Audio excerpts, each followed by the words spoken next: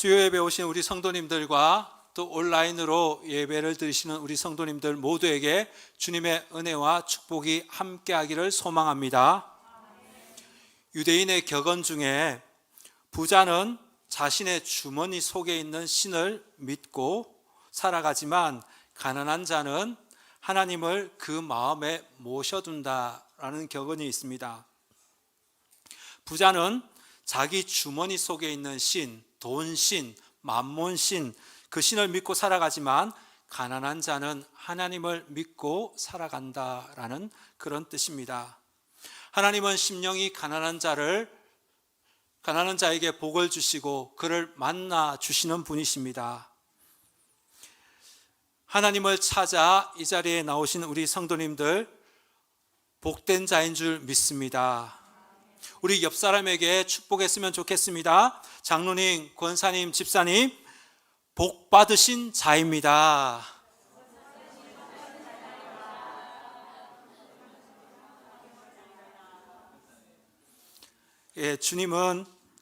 주님이 찾는 자를 간절히 만나주시고 또 진실되게 간구하는 자에게 응답을 주시는 하나님이신 줄 믿습니다. 오늘 말씀의 제목은 하나님의 마음에 합한 사람입니다. 6월은 호국의 달이고 또 현충일과 6.25 기념이 있는 달입니다. 올해 6.25는 72주년이 되었습니다. 그렇지만 아직도 많은 상처를 안고 살아가는 사람들이 있습니다. 이산 가족들입니다.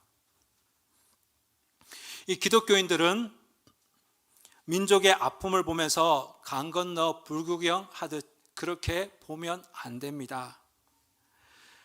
나라를 운명 공동체로 생각하고 나라를 위해서 기도하고 또 민족이 거룩한 나라가 되도록 우리가 노력해야 될 줄 믿습니다. 오래전 신문에서 읽은 논설 내용입니다. 일본 사업가들과 또 한국 사업가들의 의식을 비교한 글이었습니다. 일본 사업가들은 회사가 어려울 때 자신의 전 재산을 회사에 다 쏟아붓는답니다.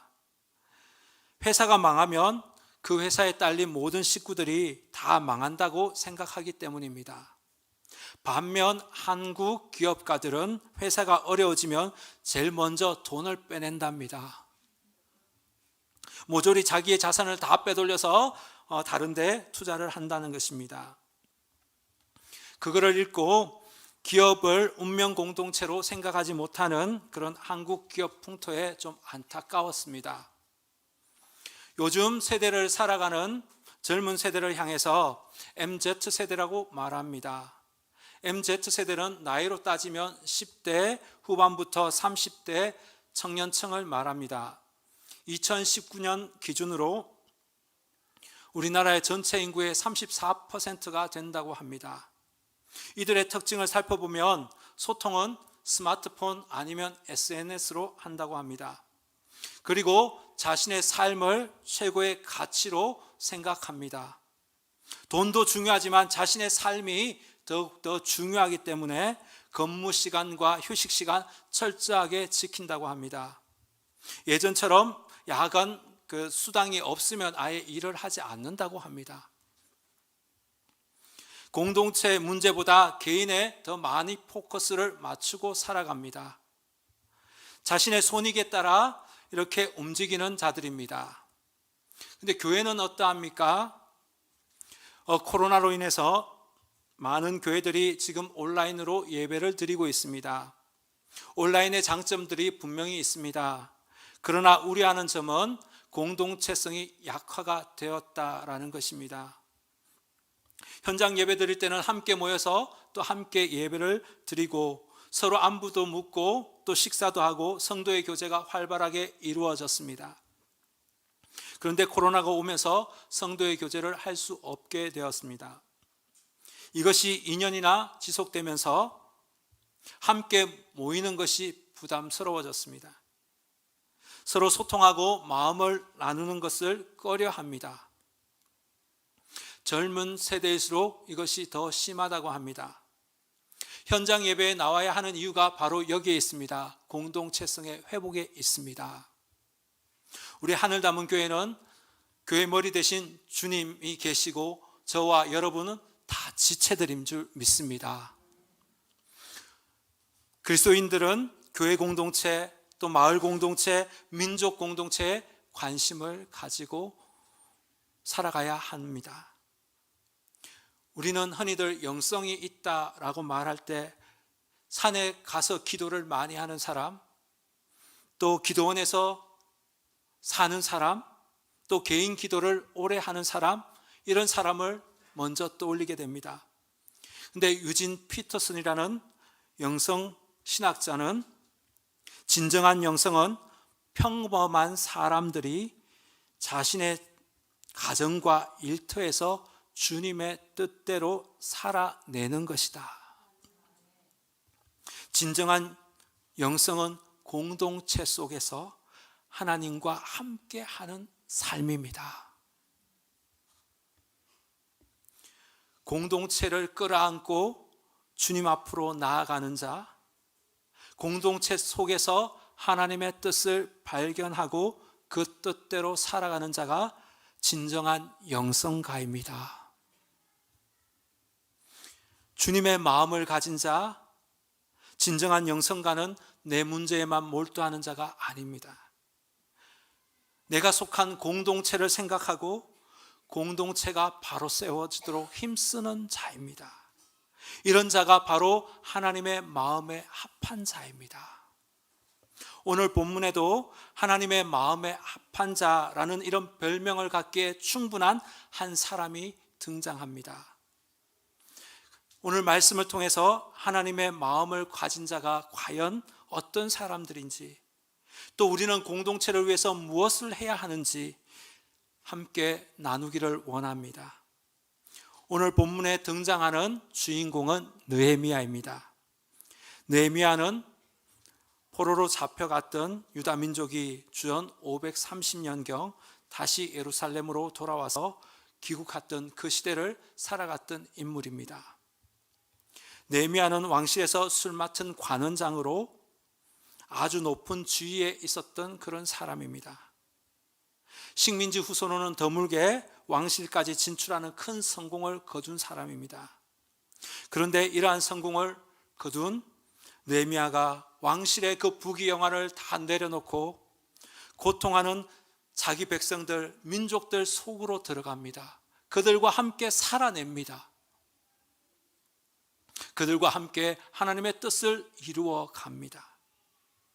2절과 3절의 말씀에 보시면 느헤미야가 동생인 하나니로부터 고국의 소식을 듣게 되는데 그 소식은 예루살렘 성이 불탔다는 소식이었습니다. 모든 성이 다 불타고 허물어졌다는 그런 소식이었습니다. 백성들도 환난을 당하고 지금 어려움을 겪고 있다는 그런 소식을 들었습니다. 이 2절, 3절 상황을 좀 더 잘 알기 위해서는 그 당시 역사적 배경을 좀 더 알아야 합니다.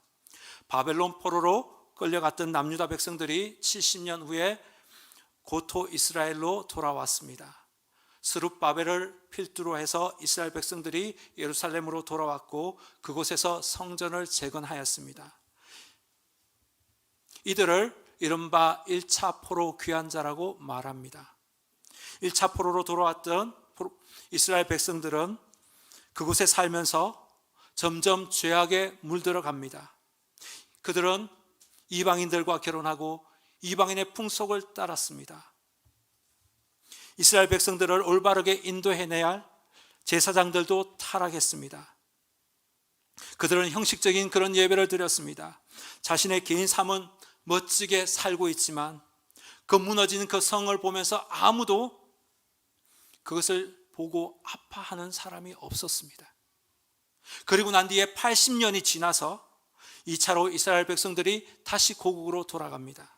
2차 귀환자들은 기대감을 가지고 고토 이스라엘로 돌아왔는데 그들 또한 1차 돌아온 이스라엘 백성들과 마찬가지로 죄악에 동화되어서 살아갔습니다.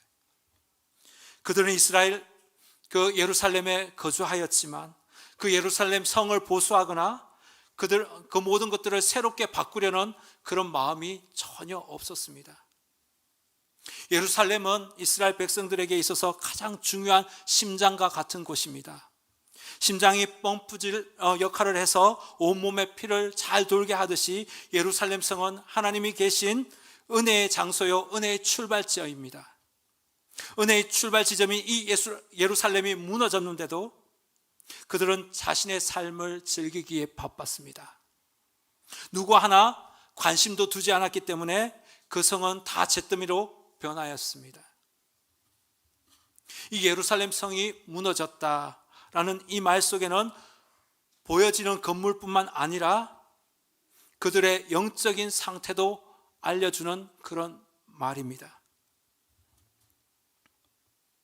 하나님 중심의 삶이 무너졌다는 것입니다. 그들의 심령이 다 회파되었다는 것입니다. 성령 충만으로 인해서 뜨거워져야 할 그들의 심령이 다 꺼지고 이제는 죄가 되어버린 그런 상태였습니다.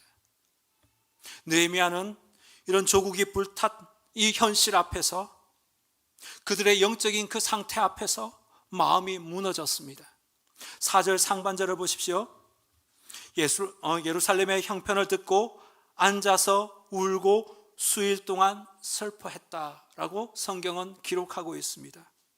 하나님의 마음을 가진 자, 하나님의 마음에 합한 자가 어떤 자입니까? 바로 애통함이 있는 자인 줄 믿습니다. 느헤미야는 멀리 떨어져 있었지만 예루살렘의 그 형편을 듣고 수일 동안 눈물을 흘리며 가슴 아파하며 울었습니다. 애통했습니다. 이스라엘 백성들의 그 영적인 상태를 바라보면서 그들의 다음 세대를 생각하면서 안타까워서 눈물을 흘렸습니다. 그들의 아픔이 이 느헤미야의 마음의 전이가 된 것입니다. 저는 얼마 전에 제 마음 가운데 이 애통함이 없는 것을 보고 하나님께 회개하였습니다. 금요 기도회 때 기도를 하는데 제 눈에 눈물이 나오지 않는 거예요. 성도를 향해서 다음 세대를 위해서 기도하는데 제 눈에 눈물이 말라버린 겁니다. 눈물이 메말라 있는 저 자신을 보면서 한탄하고 하나님께 얼마나 회개했는지 모릅니다. 느헤미야는 이 무너진 영역을 바라보면서 하나님께 애통하며 나아갑니다. 혹시 잃어버린 그 영혼을 향해서 애통함이 없다면 그조차도 하나님께 올릴 수 있기를 바랍니다. 그러면 하나님께서는 저와 여러분에게 이 애통함을 부어주실 줄 믿습니다. 왜냐하면 하나님의 마음을 가진 자가 바로 애통함이 있는 자이기 때문입니다. 하나님은 하나님의 마음을 가진 자에게 애통함을 부어주시는 분이십니다. 느헤미야는 이제 주님께 무릎을 꿇습니다. 고국의 그 소식을 듣고 그 마음을 하나님께로 가지고 갑니다. 4절 하반절을 보십시오. 하늘의 하나님 앞에 금식하며 기도하여. 느헤미야는 고국의 소식을 듣는 즉시 아닥사스다 왕을 찾아가지 않습니다.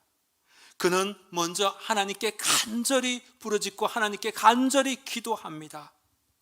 그 기도가 며칠이나 이어진 줄 아십니까? 1절을 보시면 아닥사스당 제20년 기슬루월 그 동생 하나니로부터 예루살렘의 그 소식을 듣고 기도를 시작합니다. 이 기슬루월은 11월에서 12월 사이를 말합니다. 그리고 2장 1절로 넘어가 보십시오. 아닥사스다 왕 제20년 니산월에 왕에게 나아가서 자신의 마음을 표현합니다. 니산월은 4월에서 5월입니다. 다시 말해서 느헤미야가 기도한 기간은 기슬루월에서 니산월 4개월 동안 하나님께 무릎을 꿇고 기도합니다. 그는 하나님께서 다음의 행동을 말씀하실 때까지 공동체를 위해서 간절하게 무릎을 꿇고 하나님께 나아갑니다. 이 느헤미야가 2022년 6월 이 대한민국에 살았다면 그는 무엇을 했을까요? 우리 사회는 다양한 갑과 을과의 그 관계 속에서 눈물 짓는 사람들의 이야기가 많이 있습니다. 남북의 분달의 그 현실 속에서 풀어야 할 남북 간의 문제들이 많고 내부적 갈등들이 우리에게는 많이 있습니다. 우리 사회는 고령화 사회를 넘어서 초고령화 사회로 진입해서 복지의 사각지대에 있는 어르신들이 많이 있습니다. 아울러 청년 실업은 어떻고요? 사상 최대치를 기록해서 청년들이 정신질환자가 많이 생긴다고 합니다. 이러한 현실을 나의 아픔으로 우리 가족의 현실로 받아들여질 때 그 기도가 하나님께서 받으실 만한 기도가 되는 것입니다. 느헤미야라면 민족의 아픈 부분을 자기 아픔으로 여기며 간절히 기도했을 것입니다. 우리가 기도하면 하나님은 분명히 역사하시는 하나님이십니다. 하나님은 비록 작은 손이지만 우리의 그 작은 기도손을 보시고 전능의 손을 펼치시는 하나님이신 줄 믿습니다. 모세가 하나님께 기도하자 홍해가 갈라졌지 않습니까? 모세가 기도하자 반석에서 물이 나왔습니다. 문제 갈등을 위해서 동분서주하지 않고 하나님의 사인이 떨어질 때까지 4개월 동안 기도했던 이 느헤미야의 기도, 인내의 기도를 배울 수 있기를 바랍니다. 우리도 느헤미야와 같이 하나님의 그 전능성을 믿으면서 공동체의 그 기도 제목을 가지고 기도의 자리, 기도의 골방으로 나아가는 저와 여러분 될 수 있기를 주님의 이름으로 축원합니다. 세 번째, 하나님의 마음에 합한 자는 그의 관심이 공동체에 있습니다.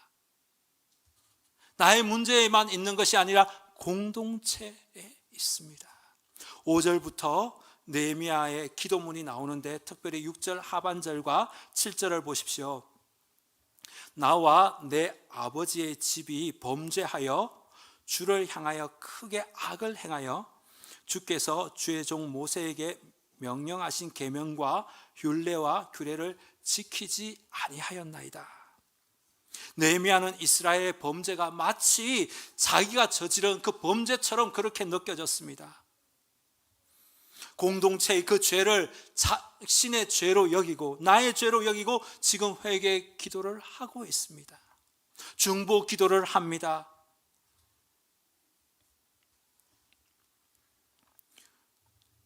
우리의 기도가 어디에 머물러 있습니까? 많은 부분 우리의 기도가 나 자신과 우리 가정을 넘어가지 못하는 것을 보게 됩니다. 출애굽기 32장에 보면 모세의 중보 기도가 나옵니다. 이스라엘 백성들이 하나님의 계명을 어기고 이방인의 풍습을 따른 것에 대해서 모세가 중보 기도를 올립니다. 하나님, 저들의 죄를 용서하지 않으면 나의 이름을 생명책에서 빼주십시오. 모세가 그렇게 중보 기도합니다.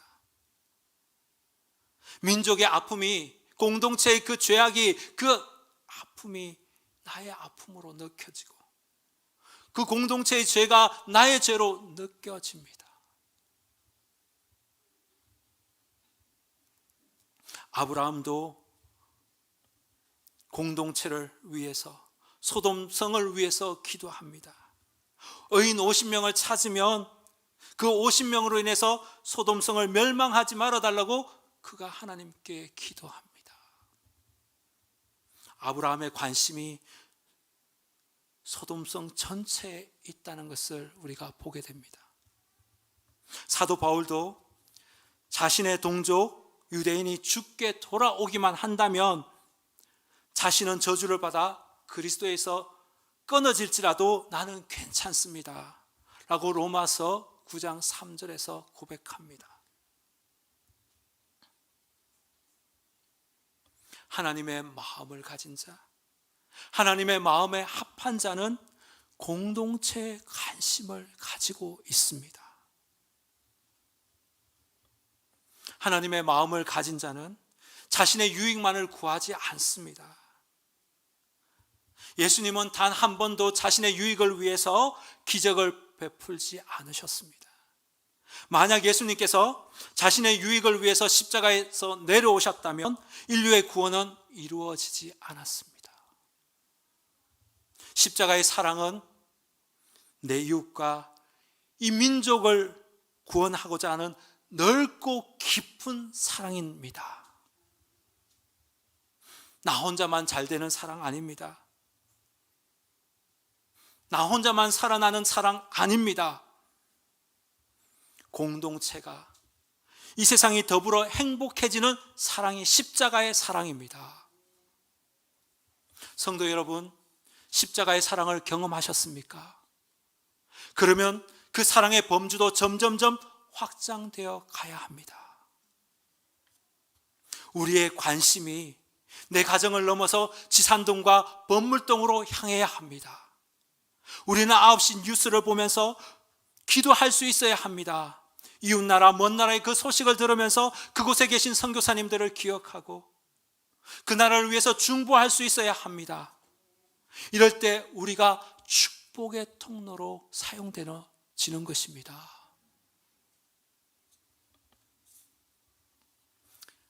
이제 말씀을 마무리하고자 합니다. 하나님이 기뻐하시는 것은 우리 마음의 방향입니다. 우리의 마음이 하나님께로 향해 있을 때 하나님의 마음에 합한 느헤미야의 그 모습을 우리도 갖게 될 것입니다. 이 마음이 바로 애통하는 마음이요, 기도하는 것이요, 공동체에 주님의 사랑을 흘러보내는 것입니다. 하나님께서는 이 하나님의 마음에 합한 자, 하나님의 마음으로 산 느헤미야에게 예루살렘 성벽을 재건하는 그 일을 맡기셨습니다. 사람들은 언제나 방법, 인력, 재정 이런 것을 찾지만 우리 하나님은 언제나 하나님의 마음에 합한 그 한 사람을 찾으십니다. 오늘도 그 한 사람을 찾으십니다. 그 한 사람이 저와 여러분이 될 수 있기를 바랍니다. 저와 여러분의 그 애통함과 그 눈물의 기도가 우리 교회 학교의 그 다음 세대의 영혼을 살립니다.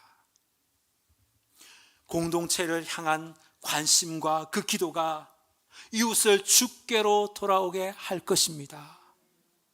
이 땅에 하나님의 뜻이 온전히 이루어지게 될 것입니다.